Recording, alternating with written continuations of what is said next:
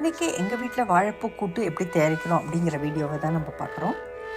முதல்ல ராத்திரியே ஃப்ரிட்ஜில் ஒரு தயிர் கலந்த தண்ணியில் ஊற வச்சதான வாழைப்பூவை வெளியில் எடுத்து சமைக்கிற டயத்தில் காலையில் ஒரு உலோக வடிகட்டியில் போட்டு நல்லா தண்ணியில் வாஷ் பண்ணி வச்சுருக்கேன். மீன்வெல் அரை மணி நேரம் ஊற போட்ட பாசிப்பருப்பை கொஞ்சம் தண்ணி சேர்த்து அதில் மஞ்சத்தூள், நம்ம வீட்டில் நார்மலாக யூஸ் பண்ணக்கூடியதான சாம்பார் தூள்,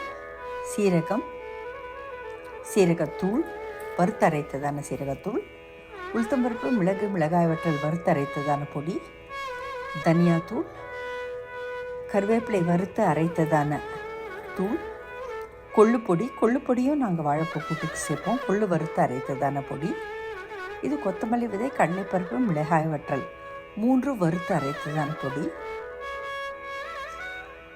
பெருங்காயம், இது எல்லாத்தையும் போட்டு அந்த பருப்பை ஜஸ்ட்டு லேசாக ஒரு கொதி விட்டு ஜஸ்ட்டு ரஃப்பாக சாப் பண்ணதான ஒரு வெங்காயத்தை அதில் போட்டு ஒரு 2 தக்காளி விழுதாக அரைச்சி அந்த தக்காளி விழுதையும் அந்த தண்ணியையும் சேர்க்குறேன்.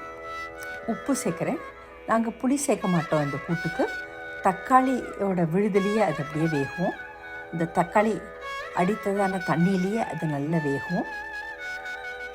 அது ஒரு கொதி வரைச்சி நம்ம நல்லா க்ளீன் பண்ணி வச்சுருக்கிறதான அந்த கட் பண்ண வாழைப்பூவை அதில் சேர்த்து குக்கரை மூடிட்டு ஜஸ்ட்டு நம்ம ஒரே ஒரு விசில் விட்டோம்னாலே போதும். இப்போ ஒரு விசில் ஆகிட்டு நல்ல ப்ரெஷர் அடங்கியிருக்கு.